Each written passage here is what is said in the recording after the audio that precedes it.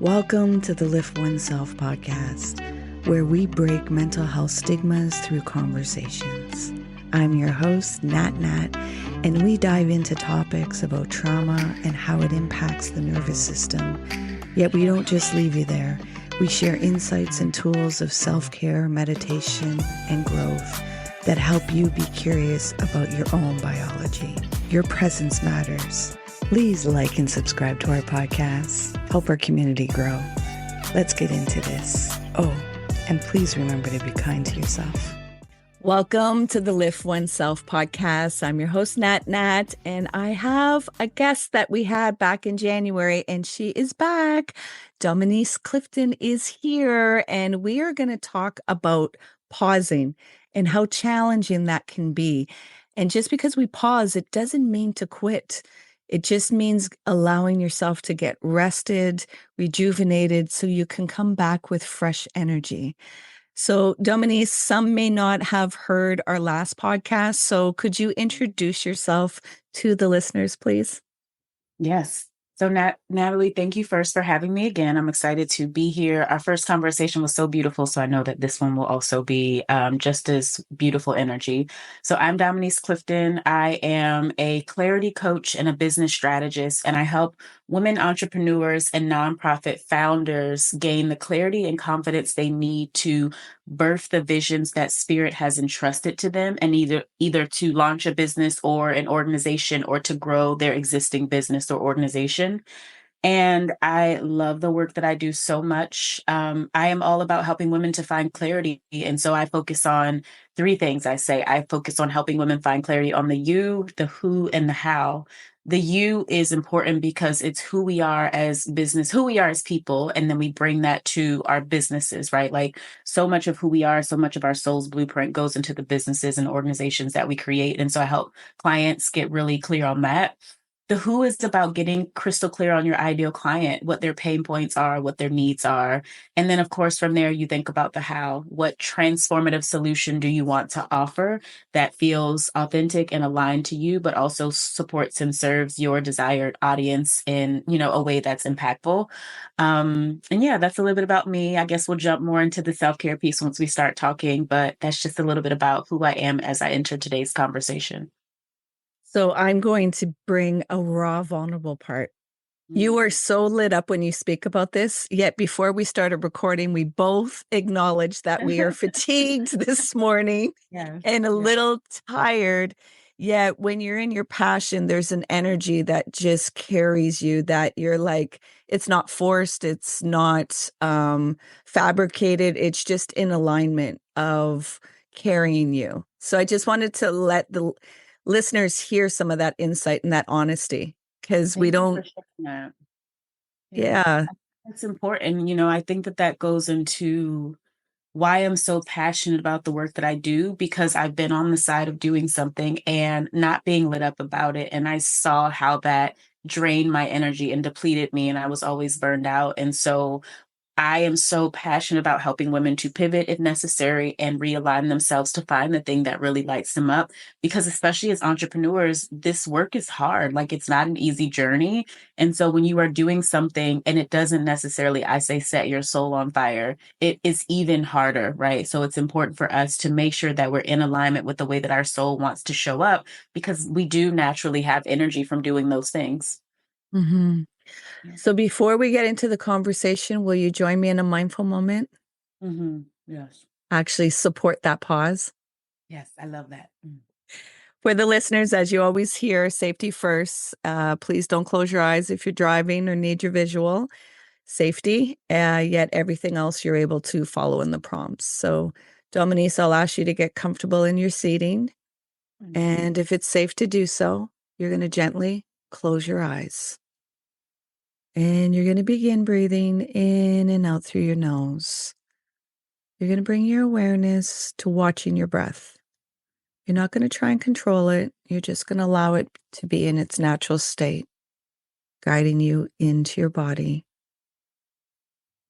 There may be some sensations or feelings coming up. That's okay. Let them come up. You're safe to feel. You're safe to let go. Surrender the need to control. Release the need to resist and just be. Be with your breath. Drop deeper into your body. Now, there may be thoughts or to-do lists that have popped up, and that's okay. That's the mind working. Yet, gently bring your awareness back to your breath, creating space between the awareness and the thoughts, and dropping deeper into your body. Being in the space of being. Again, that mind may have brought you into some thoughts because it wants to do some doing and make meaning.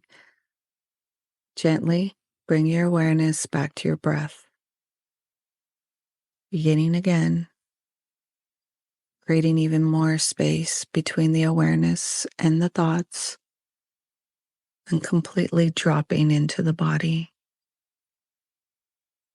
into presence, into being.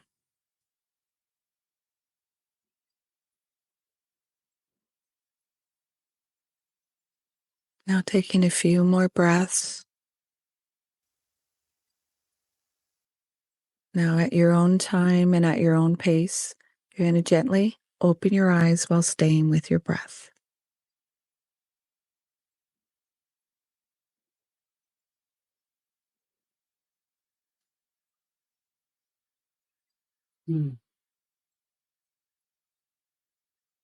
Thank you. Thank you. How's your heart doing? Really good today. Really good today. I didn't meditate this morning. I decided to sleep in. I usually wake up early and meditate. And so just, this 1 or 2 minutes of pausing to drop in feels so good. And I'm used to holding space for others. I'm not always used to having people to hold space for me. And so I appreciate those moments a lot more. So thank you so much. I feel great. Yeah.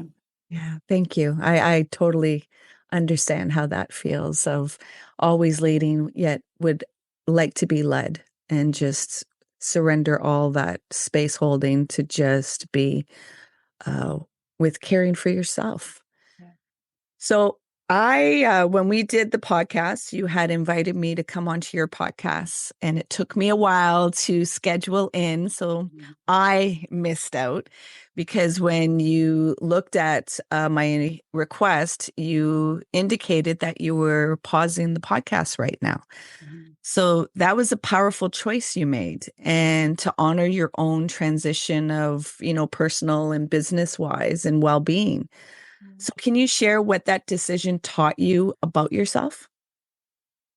Yeah, it wasn't an easy decision. I started my podcast 3 years ago now, actually, around this time, 3 years ago in 2022. And the story behind my podcast is so interesting because I guess for about, I don't know, 6 or 7 years now, I've been an avid podcast listener and I love Audible books. So I take in information audibly.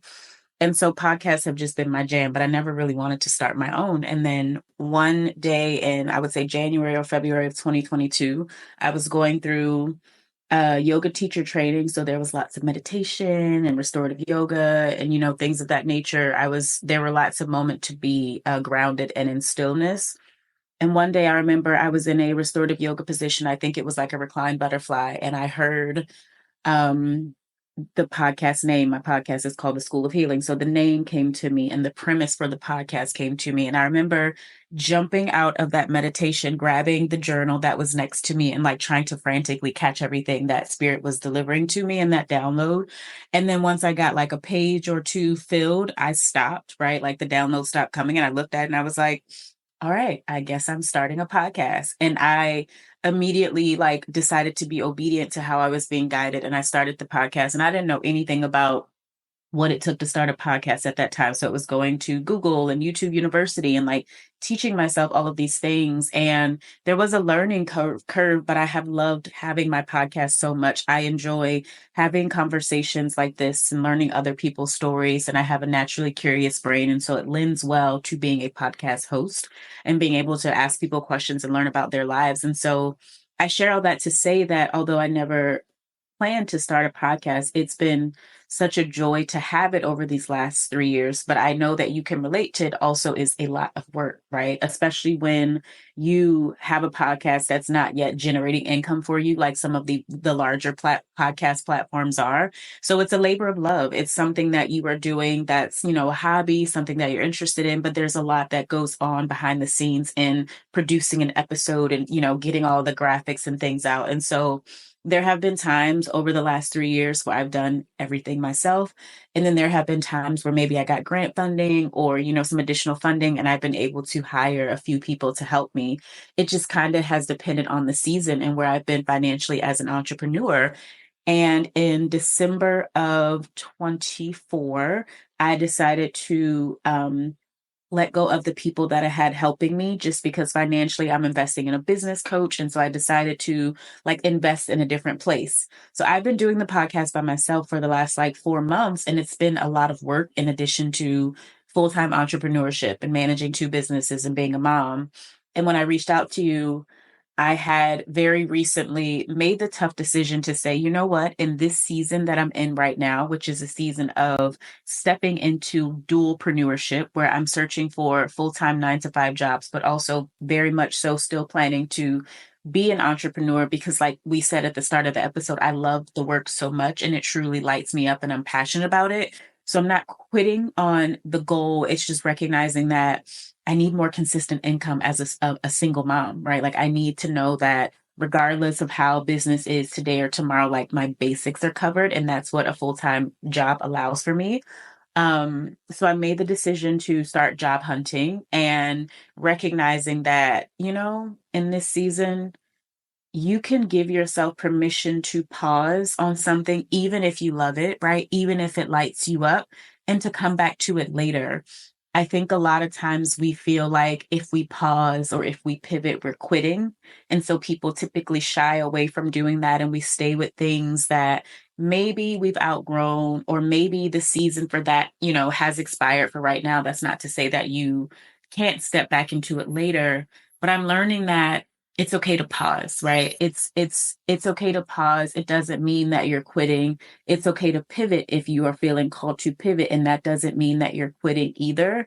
And so for me, it was a tough decision again to pause on something that I love, but I feel very adamant about this season that I'm in, recognizing that I can't do all the things and be all the things. And so the podcast is easily something that I can come back to and pick up when I have a greater capacity. And I feel like I put so much out in the last 3 years that people can still tap into and utilize while I am pausing. And so, yeah, that's how we got here today to have this conversation. What were the body cues that were signaling to you to pause? I think the first thing is recognizing that you are a spiritual being having a human existence, and there's only so many hours in the day in this human world, right? It's like if I have a long to-do list of things and I'm trying to get everything done, and at the end of every single day, I'm, feeling tired and fatigued because I've tried to cram so much and then do so much. For me, it was stepping away and being like, what are the non-negotiables that have to be done in this season? For me right now, that's looking for jobs, which is a full-time job in itself, especially in our current political climate where so many people are being laid off and lots of folks are looking for jobs. So it was recognizing that that's a priority for me in this season. It was recognizing you also still have clients that you have to serve at a high level. And that is important for me in this season. And so finishing each day feeling like I just won just ran a half marathon, right? I'm a projector when it comes to human design. And so I don't have a huge energy capacity like some people, like the generators of the world. So it doesn't take much for me to burn out. And because I know that, I usually have to be very mindful of my energetic capacity and what I'm putting out. So when I start to feel myself going multiple days where I'm finishing the day feeling fatigued or I'm feeling exhausted and, I'm mentally exhausted, I'm physically exhausted, that's when I have to pause and take a step back and really honor what my body is telling me, which is, yes, you are very ambitious and you have a strong work ethic, but Dom, you are also human, right? And you cannot, despite what you tell yourself, sometimes you can't do all the things, and that's okay. And so I made a decision to say what for me is important in this season for business, and what for me is important in this season as a mother, right? As a friend, as someone who committed to having more joy in 2025. And again, what is it that is in your life that you can maybe pause on and come back to at a later time when it makes more sense? So the bodily cues were having enough self-awareness to know that my body was communicating, this is a lot, and making the conscious decision to decide what can I take off of my plate right now in this season and then pick up at a later time. Were you noticing anything in your relationships that was spilling over because of being like so overcapacitated? And I'm hearing a bit of the fear of finance. So anytime that major need is getting touched on, that overwhelms us and can spiral us out. So it impacts those that are close to us. So were there things in these relationships that showed something? I will say that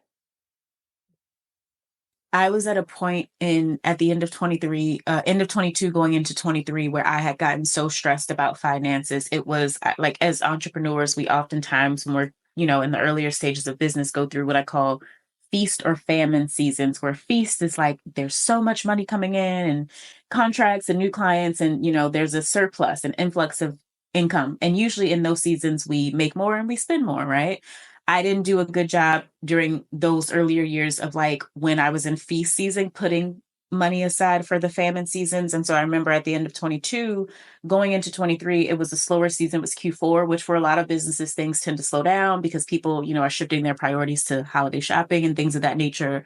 And I was so like in a scarcity mindset and afraid about my survival and being a mom and taking care of my daughters on my own financially, that I literally stressed and worried so much that I sent myself into a depression that took me over a year to get out, right? I had to go to therapy. I had to get on antidepressants. Like, it was really bad.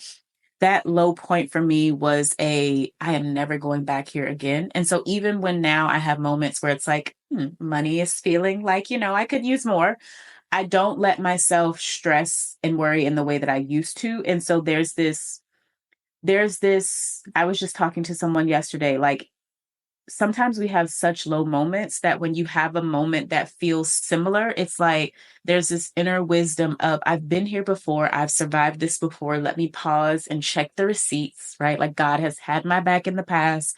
And there were times that were worse than this when I didn't think I was going to make it through. So like, I can figure this out. I survived that. I can figure this out.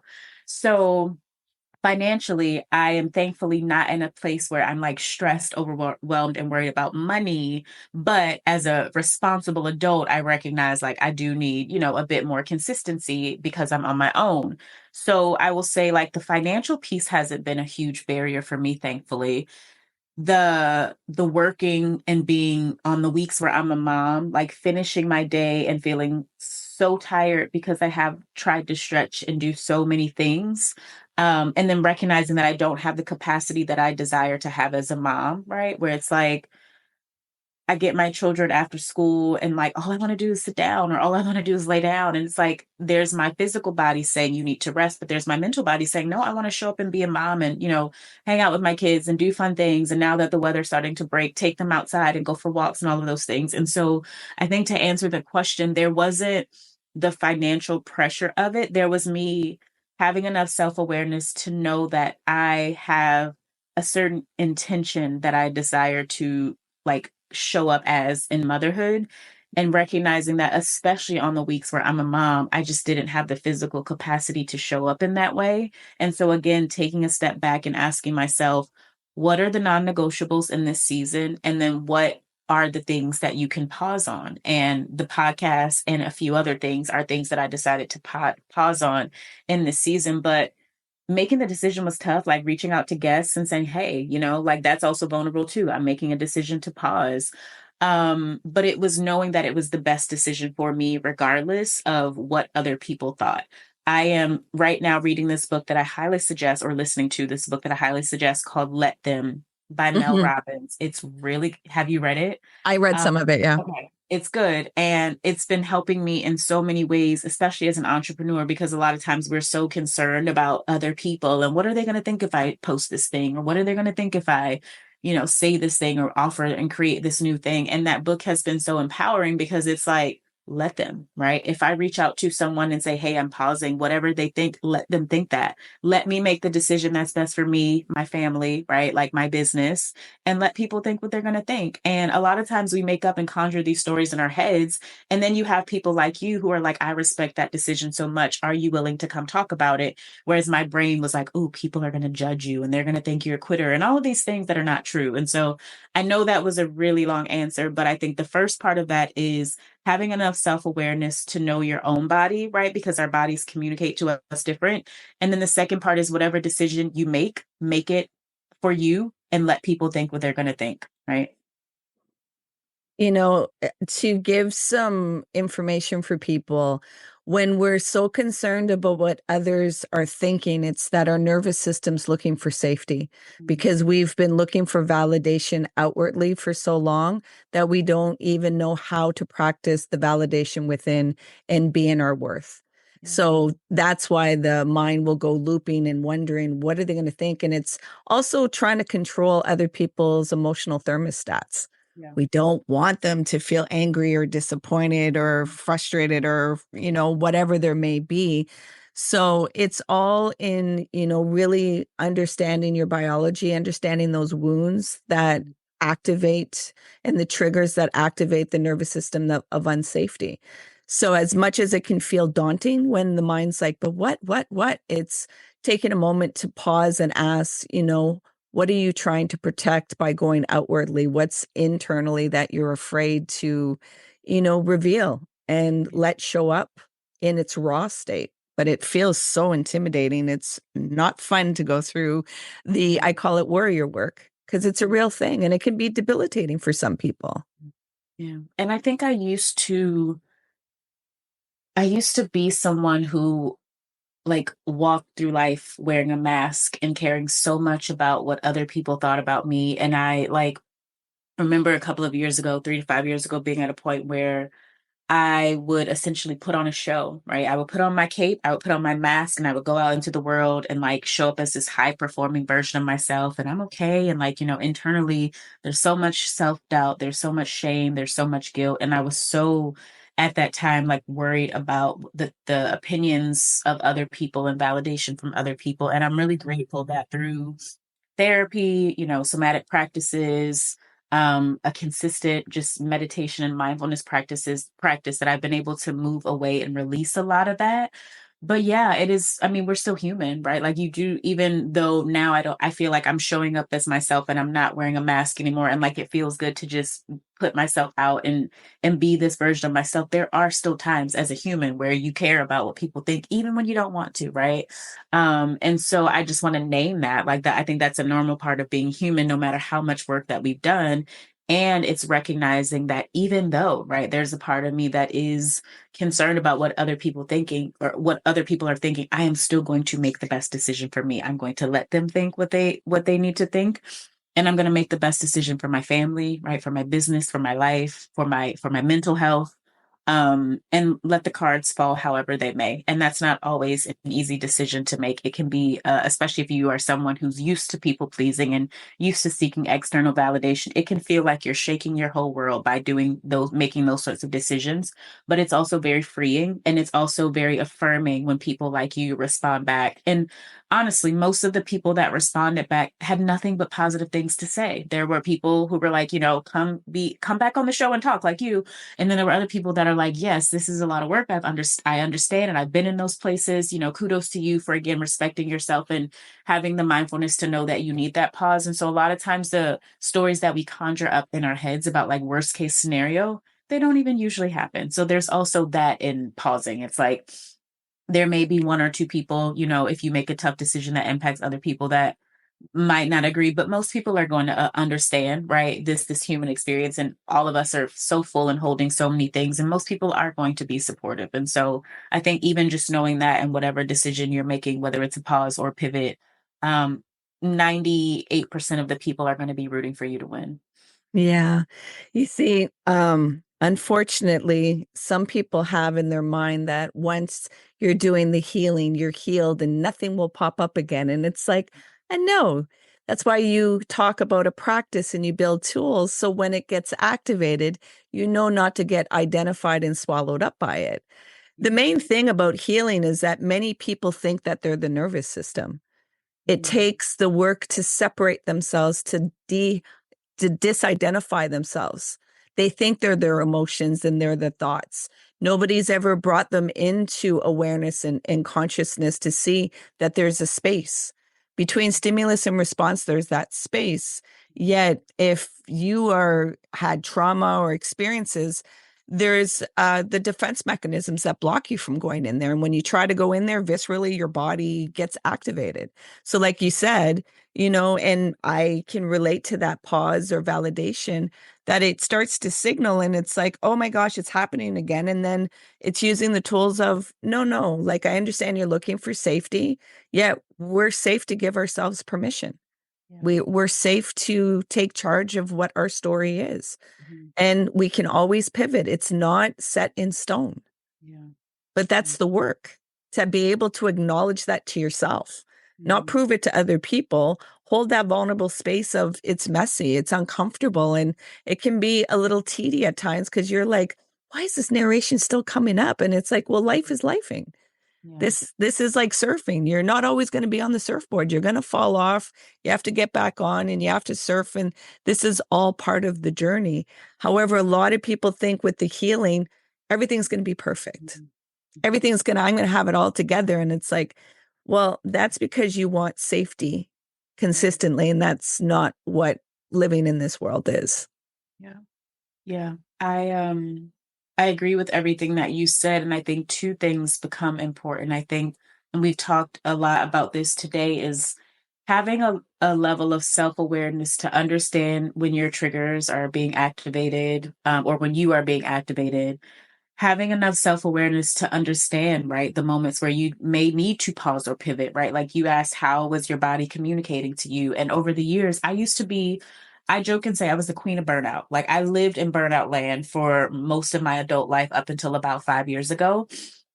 And a part of that was because I was disconnected from my body because of past trauma. And so I didn't understand. I wasn't, I would say, tuned in with my body enough to know the ways that my body was communicating to me when she needed a break. And so I would just like push past all the signals. I would, push through and ignore the ways that my body was communicating to me. And it would take me to get to the point of burnout to be like, oh shit, I need to take a break.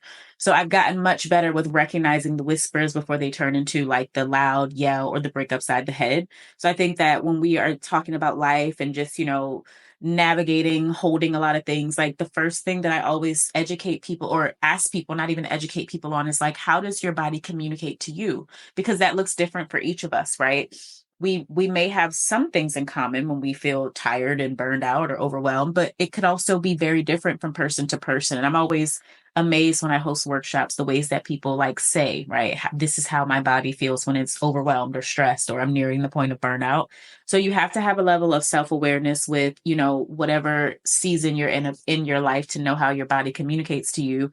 And then I think the second part of the conversation that is important is having practices and tools that you consistently practice. There is this, because we ignore our bodies, usually we get to the point of being exhausted and burned out, and then we decide, oh, let me do something to get myself out of this place. But I always teach people that you should take a proactive approach versus a reactive approach.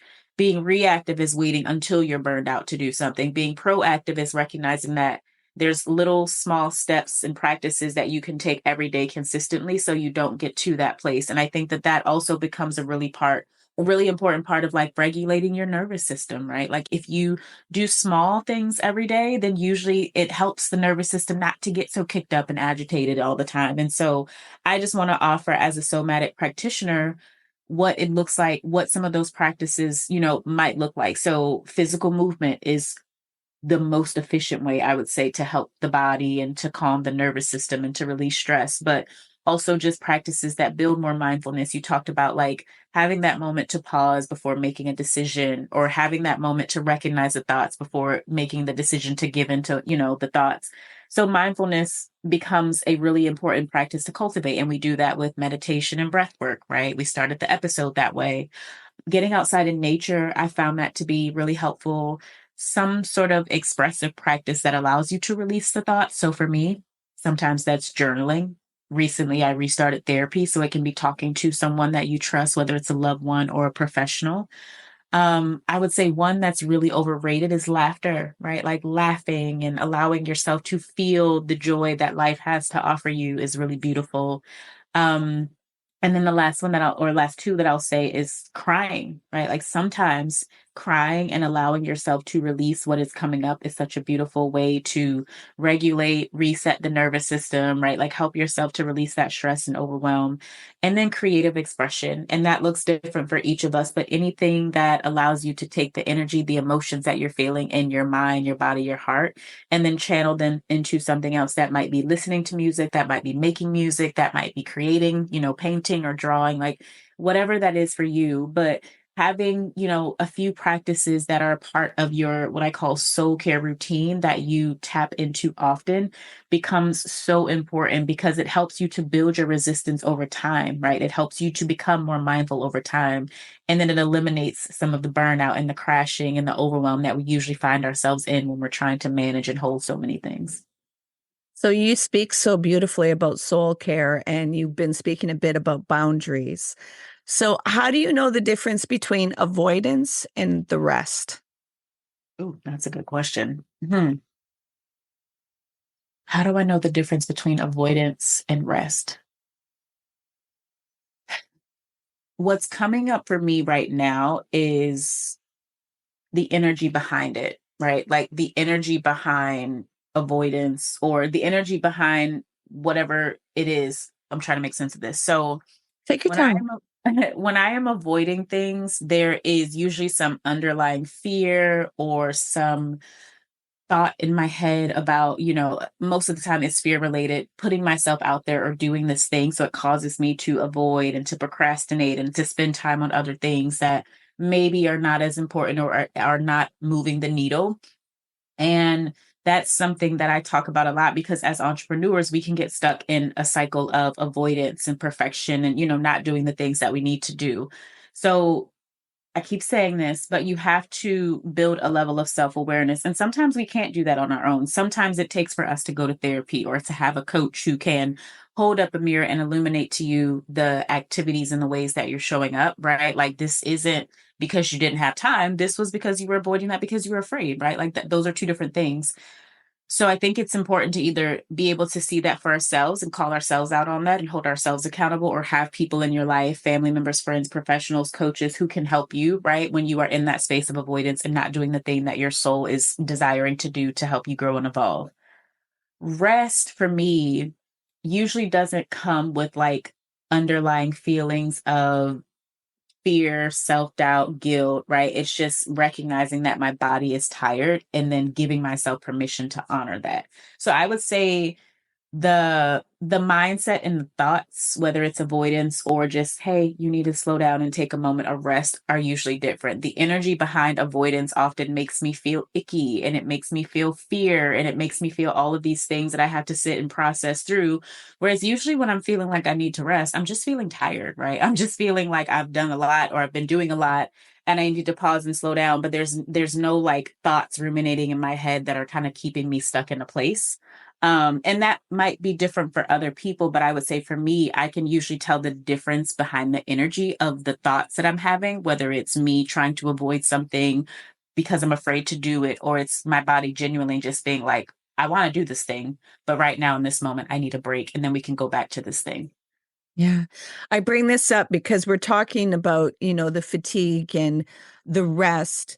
And what people may not realize is that when you're in freeze and fawn state, your energy is very low. So you feel very depleted. Yeah. And especially if you're going to you know, dismantle belief systems. You're going to tell people no so you can give yourself a yes. There will be a fatigue in that because you're rewiring your nervous system. So some people think it's, oh, this must be burnout, where it's like, no, your nervous system's trying to ramp up to protect you because it doesn't think that you can go into this unknown, uncertain space of your authenticity. So I just want to highlight that because it's not, everybody wants it linear and straight cut. And it's like you said, you have to be able to have the awareness and call it out. It doesn't say that you're not fatigued. It doesn't say that you're not feeling burnout. It's finding out the underlying of where is this energy coming from. Like we both said when we started the podcast, I'm feeling fatigued. And then I could name it. I started my first workshop. It was the first time that I was in high energy. I was working, didn't go to sleep. So I could acknowledge that. Past couple of weeks, I've had to do car shopping. I was bed rotting because I didn't want to make that financial decision and really a lot of stuff going on. Yet I still had to step into it little by little while observing, like, you're in fear, yet not berating myself, meeting my body where it is and understanding past experiences have been really painful and really daunting. And it's like, are you sure you're making the most optimal choice for yourself and not just out of scarcity and grabbing something? I think that's so beautiful. And you said earlier, like, we feel like we get to this place where when we're healed, things don't come up. And I'm like, that's such a myth. It's such, I don't know, can I say bullshit? Because there is this perception of reaching, right, this place, this promised land, this version of ourselves where we don't have any of the old wounds being activated. And it's like, no, like, healing is about the consistency of the practice and really just recognizing that you are building emotional resistance. Like, that's what healing is, right? You're building a deeper relationship with yourself. You are becoming more aware of, when you do have those activators and those triggers, and you're able to spot them. It's not to say that they're not going to happen. And so I think for most people, it's giving yourself more grace, right? More compassion. It's not about perfection. It's not about reaching this place where you don't have these experiences anymore, or you're never going to be activated, or you're never going to have an outburst, or you're never going to feel afraid. It's about recognizing that you can have a greater capacity to deal with those things when they come up, because they're going to come up. That's a part of the human experience. That's why we said yes to being here. Yeah. So many people listening right now are navigating their own burnout or overwhelm, or they're wanting to shift their purpose. So what would you say to someone who feels like they're failing because they had to hit pause? Ooh, that's a good question. I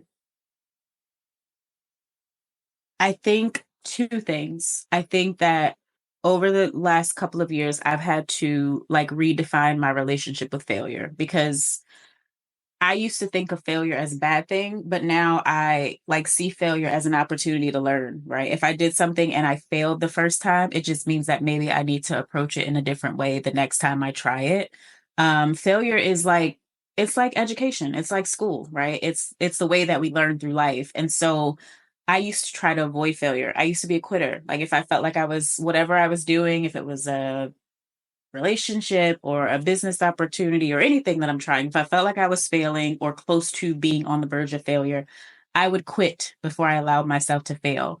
And only in therapy and unpacking that did I realize that that was a pattern in my life. And so I would say the first thing is recognizing that failure, again, is just a teacher for us. And it just means that sometimes we have to approach something differently.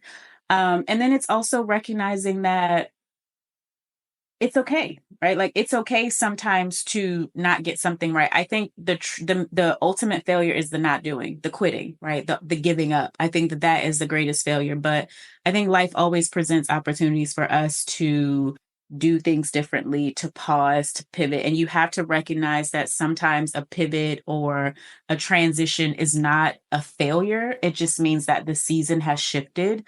But redefining, right, our relationship with failure for each of us, that looks different. But I think that that's probably the most important step when you are trying to accomplish any big goal or dream, because it's an inevitable part of the process. You are going to fail. And if you look at failure as if there's something wrong with me, I'm not good enough, I can't do this thing, you're going to talk yourself out of it every single time.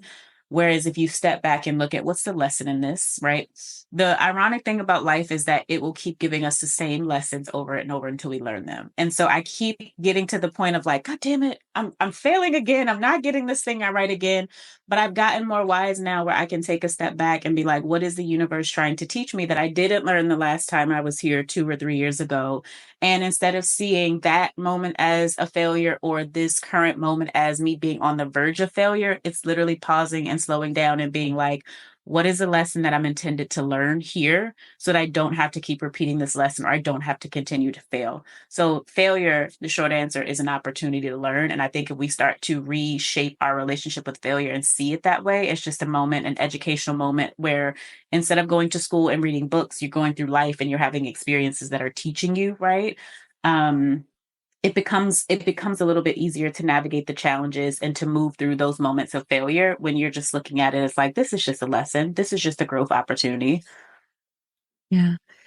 The version of you previously that was afraid to step away, what would she say to you right now? She might be a little bit disappointed. She was an overachiever. She was a perfectionist.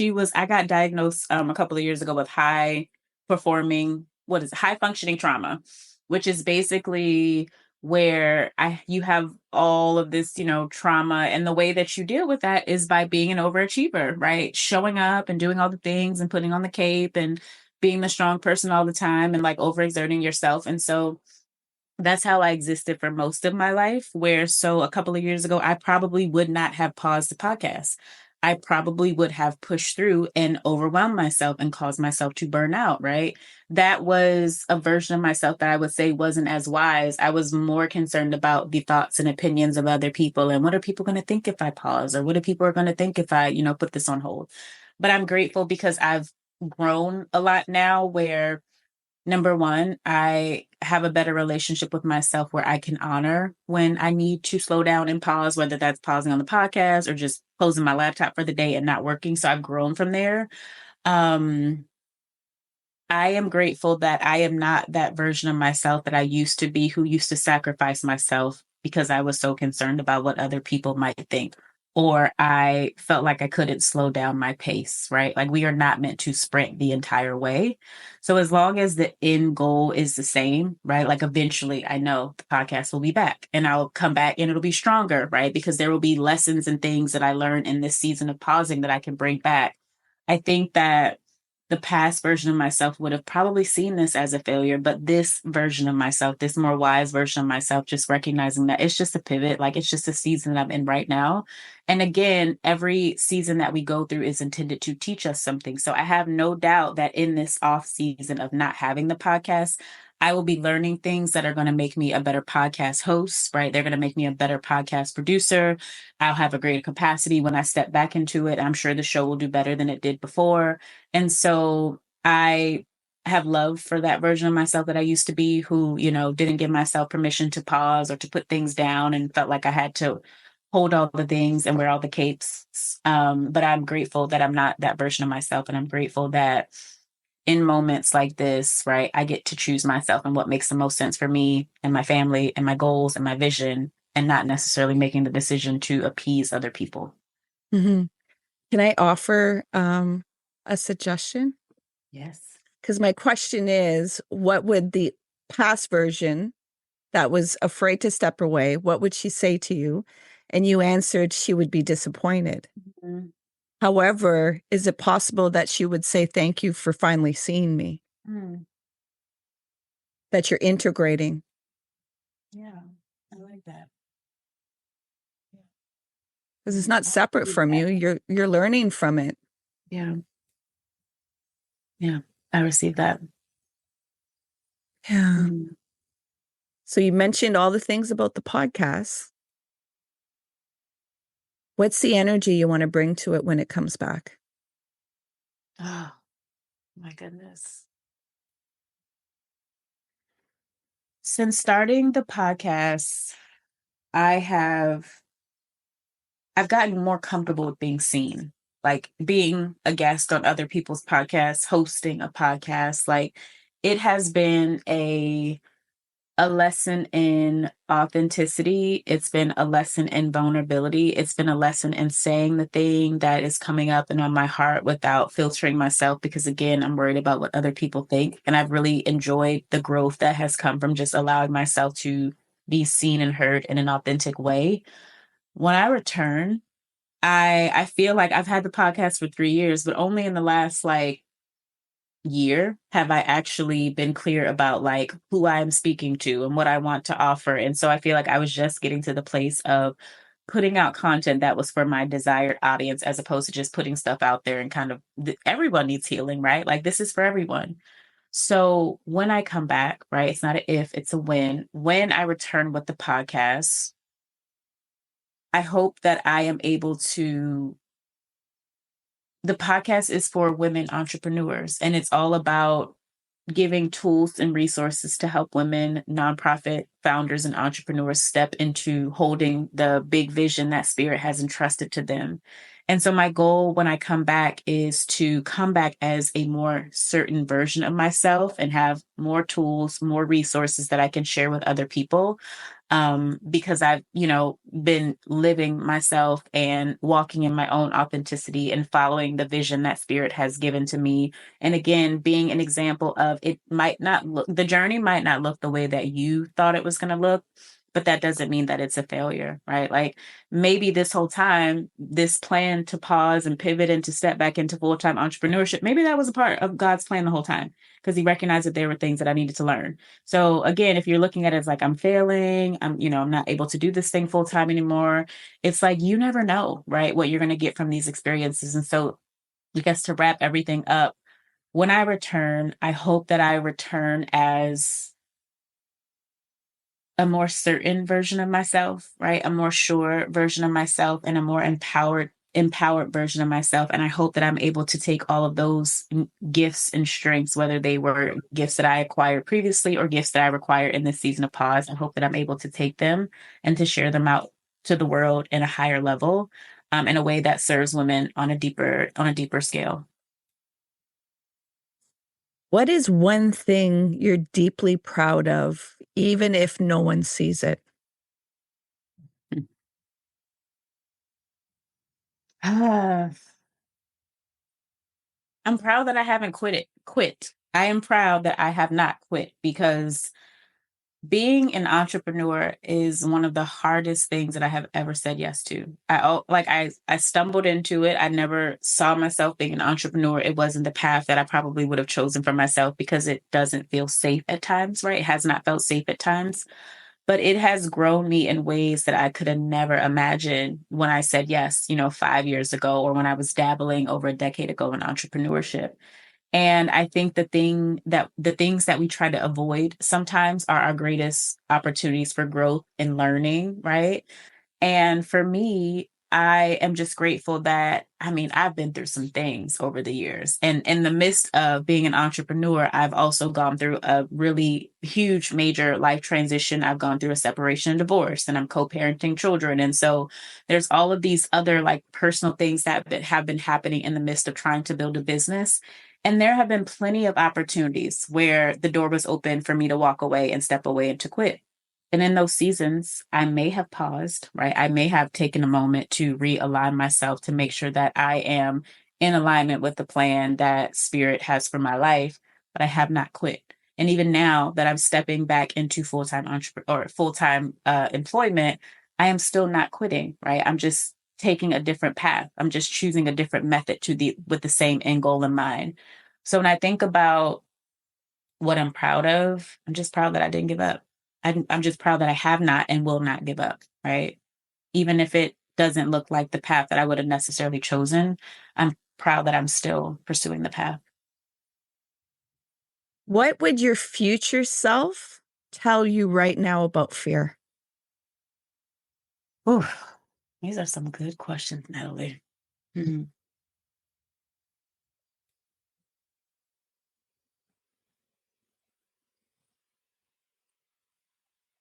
Fear is often a sign that you're on the right track, to me, I see fear as the compass, letting me know that I'm moving in the right direction. For anyone who is listening who is afraid of fear, like if you don't feel fear, it means that you're not thinking big enough. It means that you're not aiming big enough. It means that you're in a place of comfort and complacency, right? And your goals are going to require you to step outside of your comfort zone and to play on a bigger scale. So if you are just coasting through life and you're not feeling any fear, right? It's time to shake things up and to dream bigger. And so I think when I think about the future version of myself and what she would say to this version of myself, she would remind me that the fear is here not because I'm doing something wrong or I'm failing. It's because it's my compass and it lets me know that I'm on the right track. And so I think she would tell me to stay in it, right? To not be intimidated by the fear, to rely on the tools and resources I have, whether it's my mindfulness practices or therapy or all the other things that I've acquired over the years and added to my toy box. She would remind me to utilize those things when necessary, but she would also, I think, remind me that fear is a sign that I'm moving in the right direction. Mm-hmm. Now I'm going to bring you into that reflective question.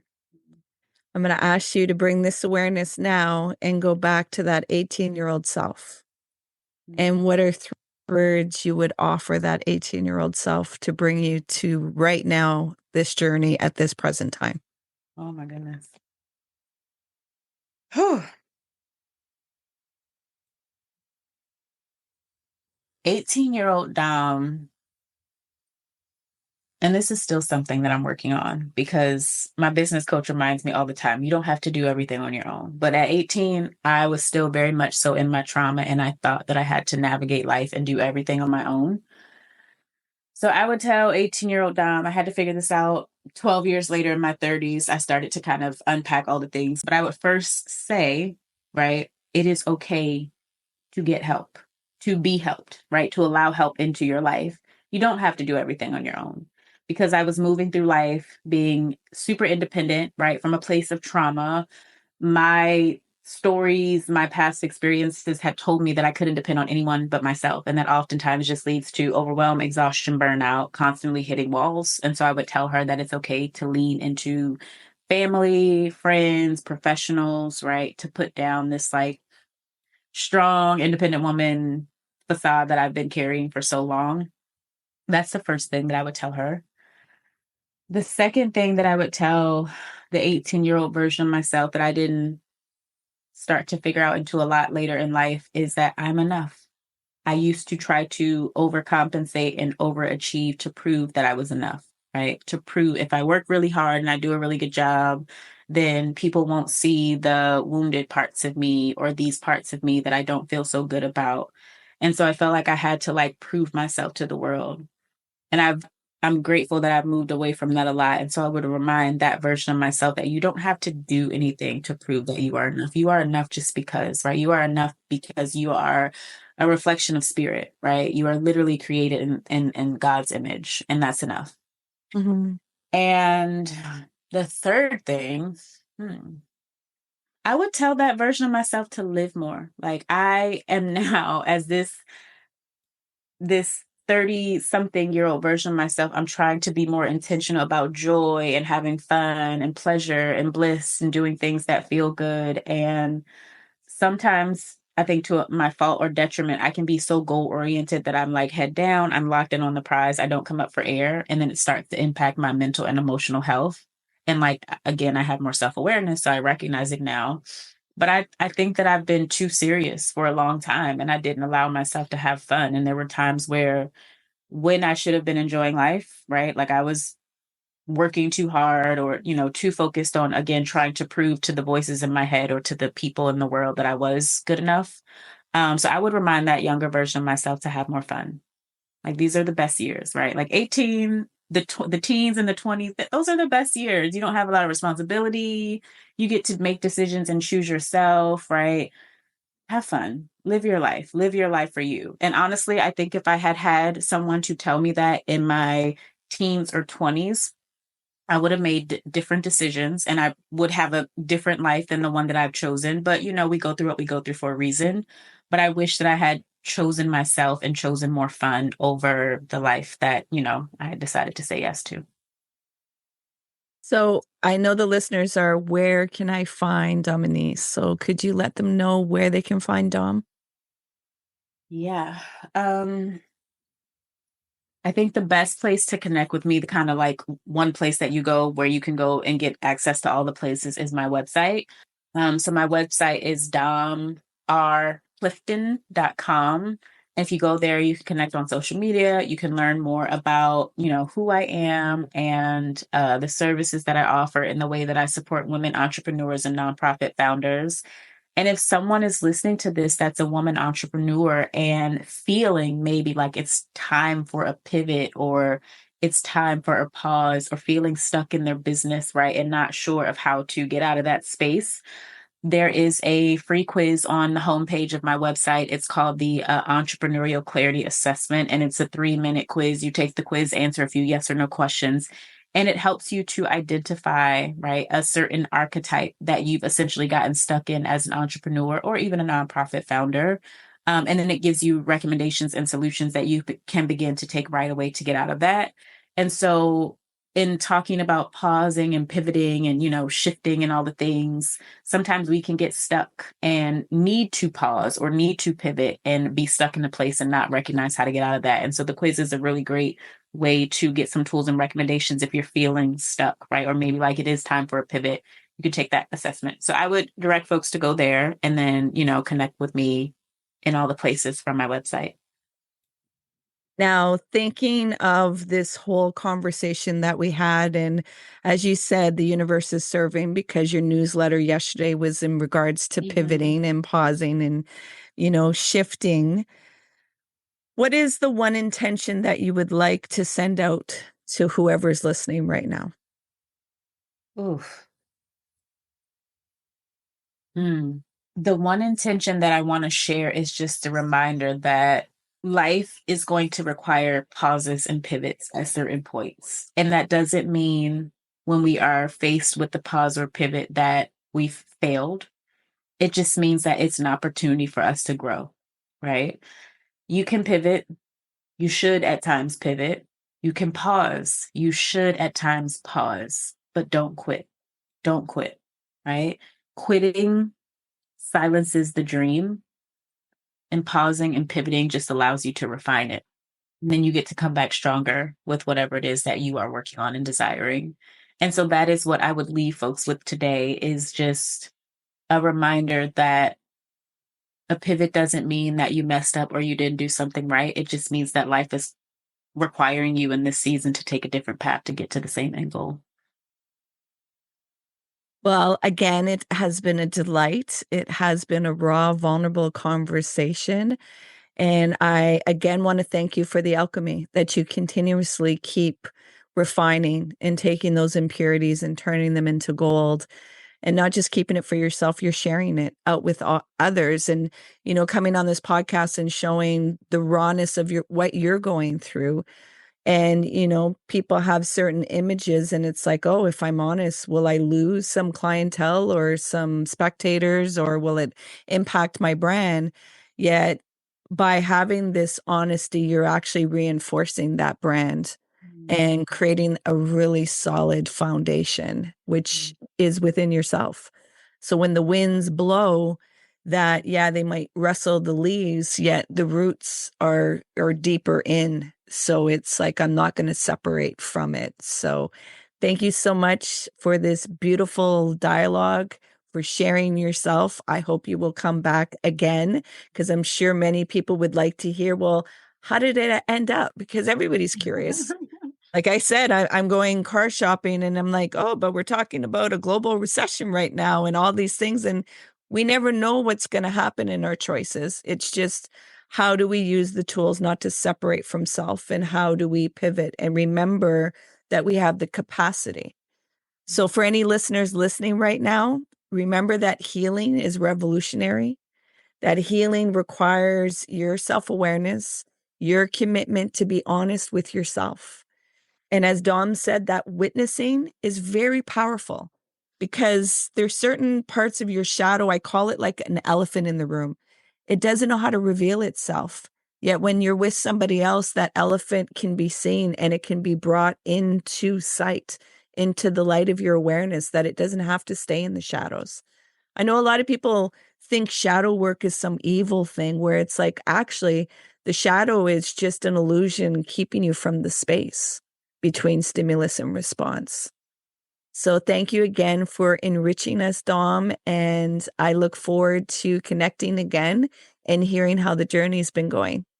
Natalie, thank you so much for having me. I always feel so full after our conversations. I feel much more energized than when we hit record at the start. So I'm just really grateful that we have connected and that we get to engage in these sorts of dialogue and then share them out with the world. Please remember to be kind to yourself. Hey, you made it all the way here. I appreciate you and your time. If you found value in this conversation, please share it out. If there was somebody that popped into your mind, take action and share it out with them. It possibly may not be them that will benefit. It's that they know somebody that will benefit from listening to this conversation. So please take action and share out the podcast. You can find us on social media, on Facebook, Instagram, and TikTok under Lift OneSelf. And if you want to inquire about the work that I do and the services that I provide to people, come over on my website, come into a discovery call, liftoneself.com. Until next time, please remember to be kind and gentle with yourself. You matter.